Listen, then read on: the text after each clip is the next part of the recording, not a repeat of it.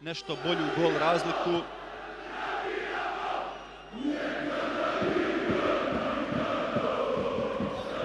Jamak.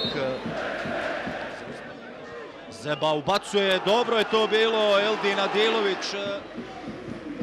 Duga lopta Kvesića, Eldin Adilović sada dolazi do nje prije Torlak, ali nije imao za željezničar. Bešlija uspio centrirati, Torlak na mjestu. Ali sada udarca, situacija se dogodila, nisam bio lično prisutan, ali su mi pričale kolege da vidimo samo ovaj napad željezničara. Evo prilike, željezničar dao u razvoju Edina Džeke. Evo sada Haskića prilika za udarac, ali loše u stručnom štabu, ali eto sticajem okolnosti morao je na gol i dobio priliku koju je maksimalno iskoristio. Čolić centrira, evo prilike sada 1:0 vodi željezničar nakon greške, čini mi se, Zrnanovića tamo koji je skočio i prevario Adija Adilovića. 34. minut, pale se i baklje na južnoj tribini stadiona Grbavica.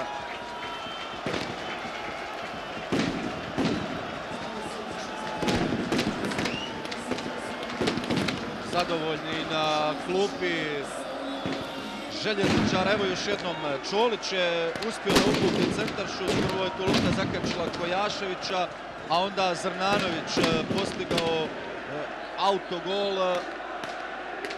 Ne znam da li je lopta već bila prešla gol crtu ili je to samo popravio. Ipak će se provjeriti još jednom. Evo lopte prema Zebi, podignuta zastavica, Zeba, kao što je to pokušao Mirsad Bešlija.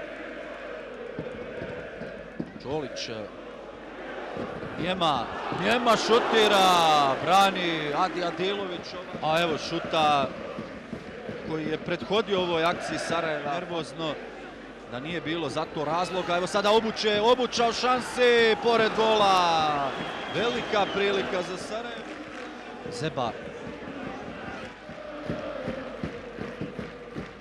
Zeba i dalje, sada prevario Čomora, Zeba ubacuje, evo prilike na kraju. Zrnanović otklanja opasnost ispred gola Sarajeva. Jamak, Bešlija, svraka, lijepo svraka Eldin Adilović u ofsajdu, savladao je on svog brata Adija, ali bila je već podignuta zastavica.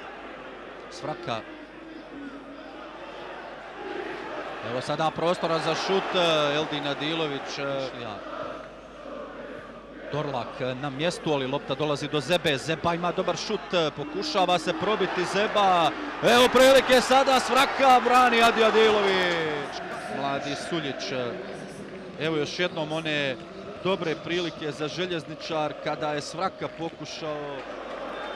Jedna duga lopta prema Zebi, opet ima prostora. Najdarovitiji igrač željezničara, pada Zeba tu na vrhu 16-terca i žuti karton za Čomora. Treći igrač Sarajeva sa javnom opomenom. Biće nova prilika za željezničar.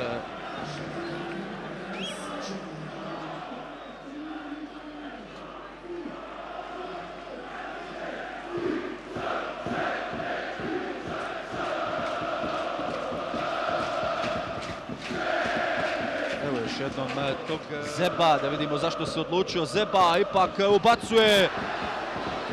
Je to Adi Adilović.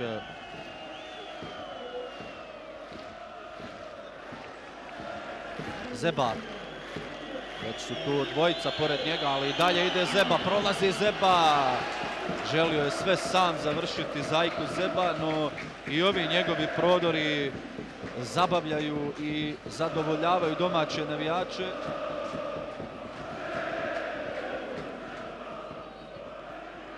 Stiže loptu Eldin Adilović. Torlak je ispred njega. Jamak, Zeba. Zeba šutira. Pomoći od njegovih saigrača. I na kraju odnosi loptu bez prekršaja Kvesić. Vesić gura sada Adilovića u šansu, da vidimo Eldin Adilović, čomor ispred njega, Adilović pada, Čović pokazuje na 11 metara. Kako je sada Željezničar lagano došao do ovog penala, pa ne znam sada kako je ovdje odbrana Sarajeva odigrala loše, iako se oni tamo bune kod pomoćnika, traže da, odnosno govore mu da to nije bio 11-terac, žuti karton će dobiti još Čomor, ako je to Čomor, onda je to i crveni, da. Drugi žuti za Čomora i Sarajevo od 72. minute ostaje sa desetoricom, eto i ovaj derbi se nije... Zeba je dobar izvođač najstrožiji kazni, Zeba šutira, brani Adilović, sada Adilović ostavlja Sarajevo ponovo u igri. Bez obzira što je Sarajevo ostalo sa desetoricom, ali ova odbrana Adilovića može biti veliki stimulans za ekipu Skoševa.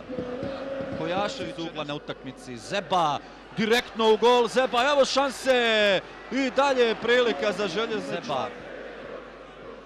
Zeba u sredinu, jamak sat i svira kraj u ovom derbiju. Željezničar je savladao Sarajevo sa 1-0 autogolom Zrnanovića iz 34. minute.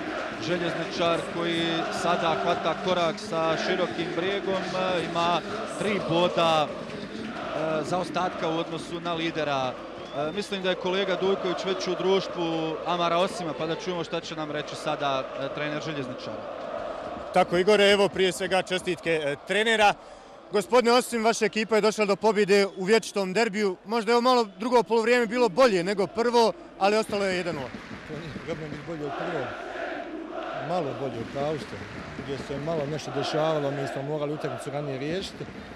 Nismo nas do kraja, iako smo imali igrače manje, morali strijebiti, ali eto, rekao da smo pobjedili zato što imam nekakvu seriju i često tim koji ima seriju u ovakvim utakmicama koje su mi tamo nimamo, prelomi se na njegovu stranu i to je to. Imali ste penal, ali niste iskoristili, srećom nije vas to kaznilo.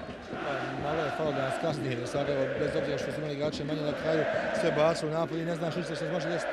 Ali eto, imali smo sreću i ostalo 1-0 i nama je ovo važno, jako važno. Čestitke na pobjedi, puno sreće.